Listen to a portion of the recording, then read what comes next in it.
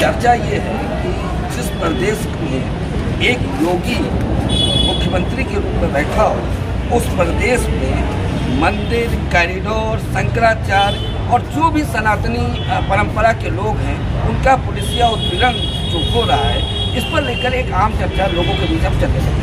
संतों का कहना है, कई संतों का ये कहना है, अरे भैया शंकराचार्य के साथ जो हो रहा है, या मणिकर्णिका घाट जो बनारस में हो रहा है, या काशी मथुरा में जो कॉरिडोर बनाया जा रहा है, बीजेपी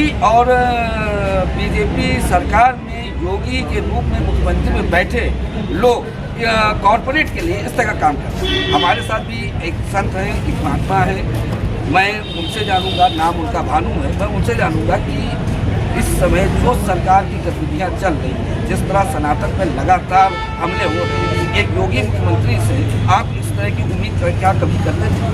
नहीं, कभी नहीं करते थे। और इनका जो आप अगर बैकग्राउंड भी देखेंगे तो इस तरह का भाषा था, जिस तरह से इन्होंने अपना मुकदमा वापस किया। भारतीय जनता पार्टी लाई इसलिए कि भारतीय जनता पार्टी को नफरत पैदा करने वाले व्यक्ति थे। आज आत्मा रो रहा है शंकराचार्य जी के अपमान को देख करके।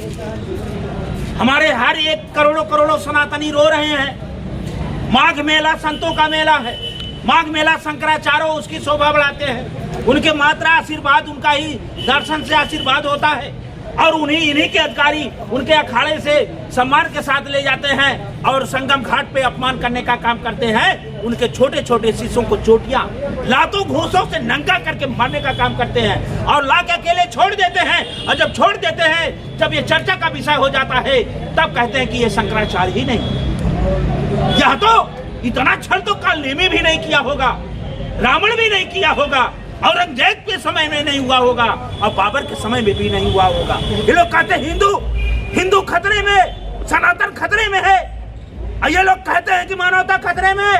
अब इनकी कुर्सी खतरे में पड़ गई है। ये सनातन के नाम लेने वाले, हिंदू के नाम लेने वाले, जहाँ मूर्तियां तोड़ी जा रही हो, पौराणिक हजार वर्ष की मूर्तियां तोड़ी जा रही हो, जिसका जो विरोध करते हैं शंकराचार्य, उसको अपमान किया जा रहा है। वो कह रहे हैं गौवध बंद होनी चाहिए, गौ मांस ज्यादा सप्लाई हो रहा है, गौ हत्या ज्यादा हो रही है, इसलिए उनके शिष्यों को चोटी खींच के मारा जा रहा है। वो कह रहे हैं कि कुंभ में ये सरकार, ये मुख्यमंत्री की गलत वीआईपी कल्चर के कारण भगदड़ हुई और हमारे श्रद्धालु सनातनी मर गए, और सरकार झूठ बोल रही है।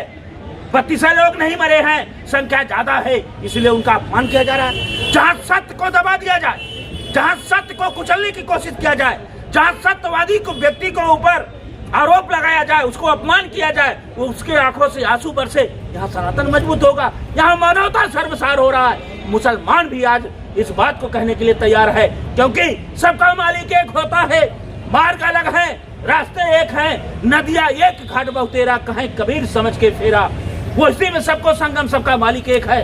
जो भी ये हृदय से मानवता की बात कर रहा है, लोग कह रहे हैं कि शंकराचार्य के साथ अन्याय हुआ। मेरा सवाल आपसे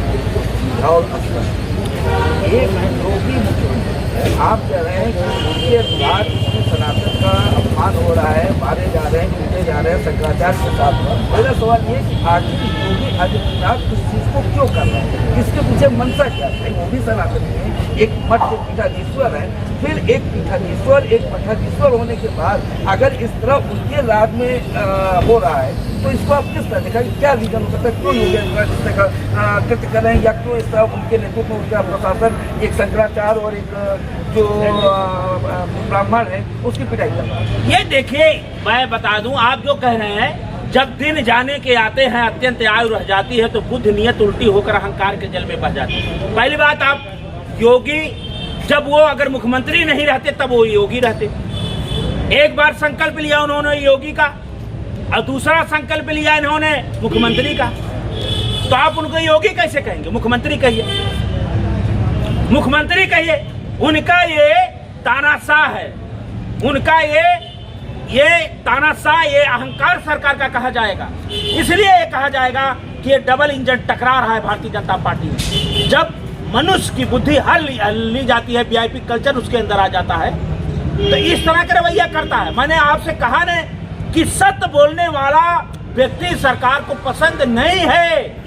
ये इसलिए केवल ध्यान भटकाना चाहते हैं, नफरत पैदा करना चाहते हैं, और जब वोट लेना होता है तो आज शंकराचार्य का जहां अपमान कर रहे हैं, वही पूरे सनातनियों को एक करने का काम करेंगे। बटोगे तो कटोगे। अब इस प्रश्न का क्या जवाब है? ये शंकराचार्य सनातनी नहीं है, ये केवल ध्यान भटकाने वाले लोग हैं। और जो संविधान पे चलता है ये मानववादी विचारधारा के लोग हैं। ये जो संविधान पे चलेगा यही छोड़ दीजिए।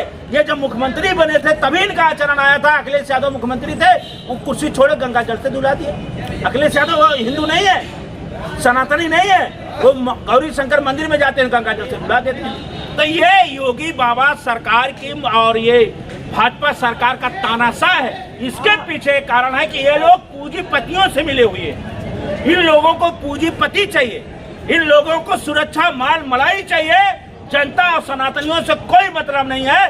जैसे रावण भगवा पहन के आया, सीता माता का हर लिया। काल नेमी हनुमान जी को गुमराह करने के लिए भगवा पहन के बैठ गया। वैसे ये लोग केवल इस रूप में इनके साथ कितने जगत गुरु बन के बैठे हैं और जनमानस को ठगने का काम कर रहे हैं, भ्रमित करने का काम कर रहे हैं। वो स्वयं गाड़ी से संगम तट जा रहे हैं और दूसरे को नसीहत दे रहे हैं कि पालकी से नहीं जाना चाहिए। वीडियो आया है मथुरा से गरीबों के, जिसमें एक महात्मा है, महात्मा कह रहे मैं मंदिर छोड़ कर नहीं जाऊँगा, और पुलिस लगातार उससे बोले। दूसरी तरफ एक जगत गुरु है राम भद्राचार्य, उनका शंकराचार्य को लेकर एक बयान आया जिसमें उन्होंने कहा कि वो शंकराचार्य है ही नहीं, और जब हम पैदल जा सकते हैं संगम के तट तक, तो सब वो संगम के तट तक पैदल क्यों नहीं जा सकते? वो सबसे बड़ा झूठ बोल रहे हैं। सरकार उनसे झूठ बोलवा रही है। वो उनकी वीडियो भी वायरल हुई है। वो संगम तट तक 4 व्हीलर गाड़ी से गए और स्नान किए।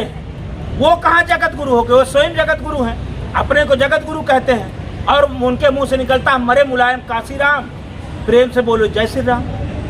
ये जगत गुरु होंगे?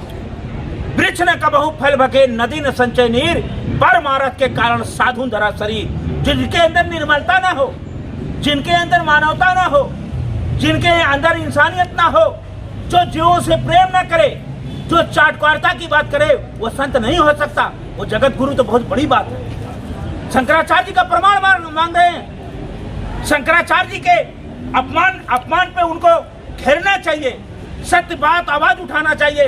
वो देखिए, हमेशा अगर प्रधानमंत्री जी की बात होगी तो उस बात के समर्थन में उतर जाएंगे। कहीं अगर शाहरुख खान की बात आ गई तो उसके विरोध में खड़े हो जाएंगे। मतलब आप ये कहना चाहते हैं कि राम भद्राचार्य सरकार जनित जगत गुरु है, और वो सरकार के जगत गुरु हैं। सरकार बनाने के लिए, भारतीय जनता पार्टी के नफरत को फैलाने के लिए, भारतीय जनता पार्टी के समर्थन में उतर जाने का काम करते हैं। मानवता इंसानियत वो कभी नहीं बात करेंगे कि गौ मांस क्यों इतना निर्यात हो रहा है, गौ की हत्या क्यों इतना ज्यादा हो रही है।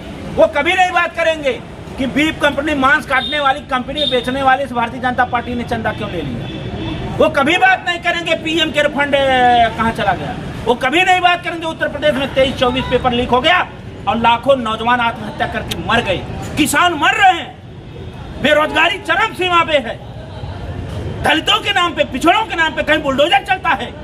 अखिलेश यादव अगर फोन कर देते हैं शंकराचार्य जी को तो उनको राजनीति से जोड़ा जाता है। अखिलेश यादव मंदिर में जाते हैं, गंगा जल से धुलाया जाता है, उनको यदुमुल्ला कहा जाता है। यही जगत गुरु कहते हैं मरे मुलायम काशी राम, प्रेम से बोलो जय श्री राम। ये कहाँ का, एक कौन से शास्त्र का श्लोक है, कौन से गीता का अध्याय है, कौन रामायण की चौपाई है?